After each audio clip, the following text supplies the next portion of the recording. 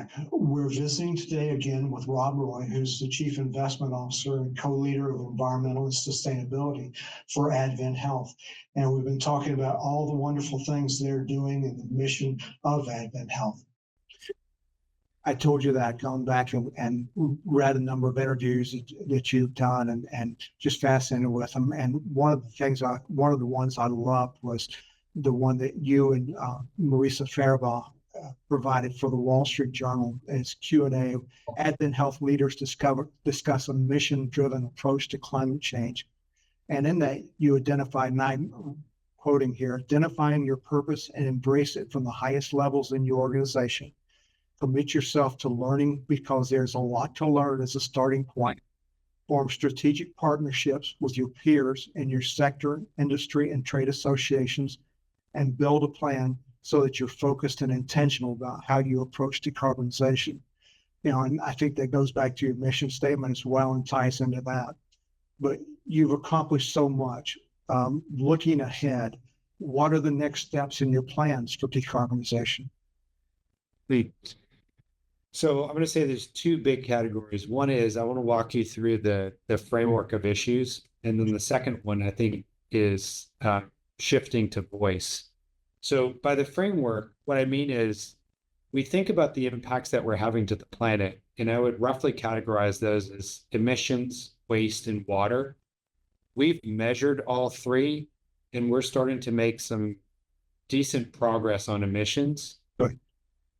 With that starting to come up on plane, we're starting to build our plans into next year for how we're going to understand and build a plan on waste and then water.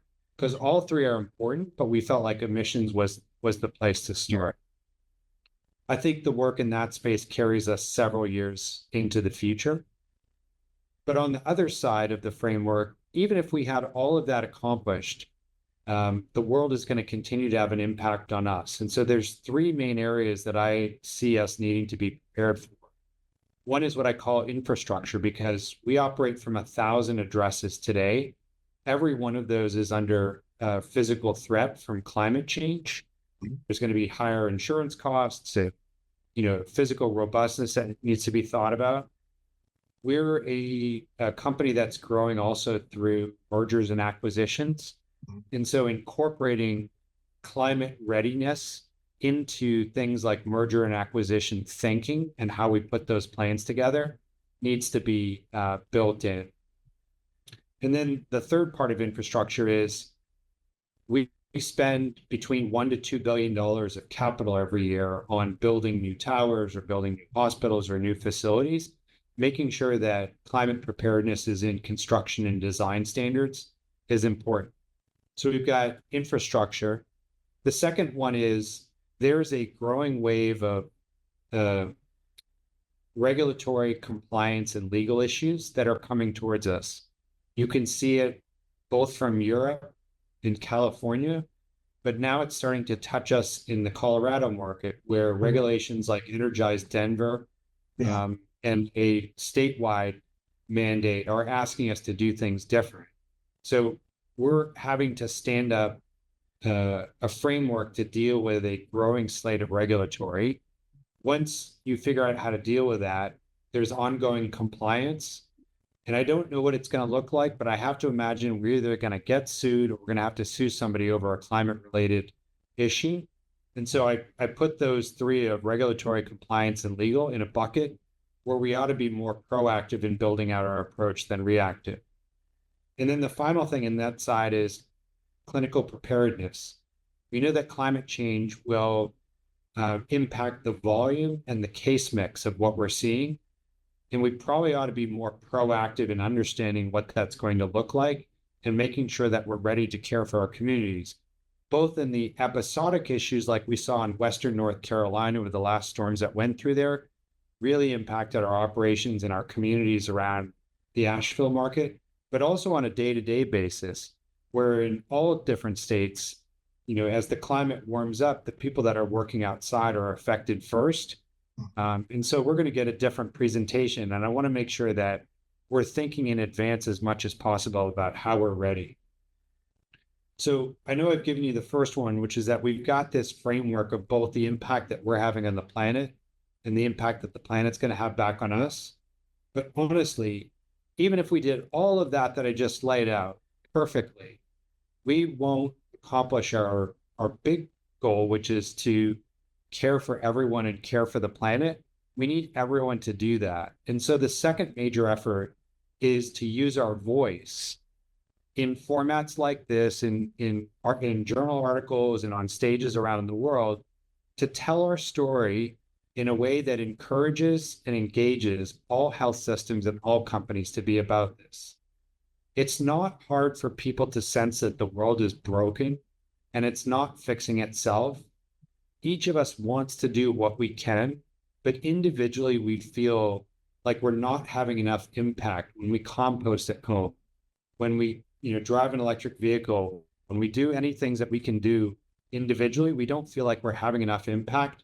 We want to work for companies that are engaged in this same work. We want to buy from retailers that are aligning with things that we find to be important. And when we do that, we create more of a sense of impact. The same thing can be said of companies. Advent Health wants to use our voice, and the fact that we've been able to achieve some of these elements early in our journey, we want to use that in a way to tell the story that's engaging and shows that it's accessible for all other organizations in our industry and across industries to join this important work. Because if we start doing it together, we're really going to get this done. And that's what has to happen.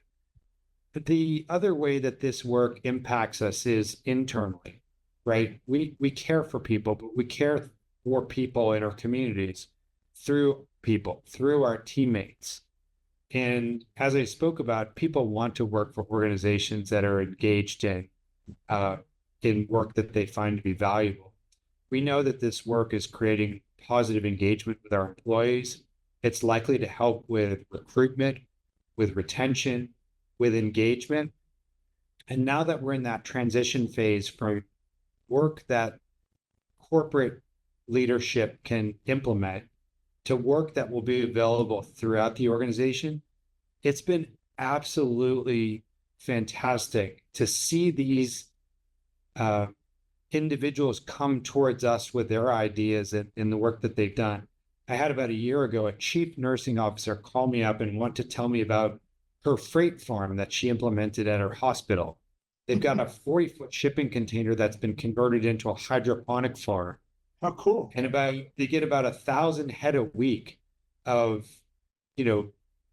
lettuce, bok choy, kale, radishes, all these different things. They're saving on transportation cost and emission. They've got clean, no pesticide produce that they're serving in the cafeteria and the doctor's lounges and to patients. And she said, I'd really like to scale it, but I'm not a business person. And so we've leaned in with them a little bit, and now they don't have one, they have 3 of them, and they're supplying the other surrounding hospitals with that. That had nothing to do with us. That was our, an employee. And the other one that blew me away the other day was there was a group in IT that said, we know that our company is working on sustainability. We know how to program web pages. And so what we've done is we've formed our own little team, and we're reprogramming all of the Advent Health web pages to be able to load more efficiently, which uses less electricity. And we can measure the amount of electricity reduction that we've been able to achieve through this work. Well, first of all, I could have never thought of that idea, nor could I have done it or assigned it to anybody.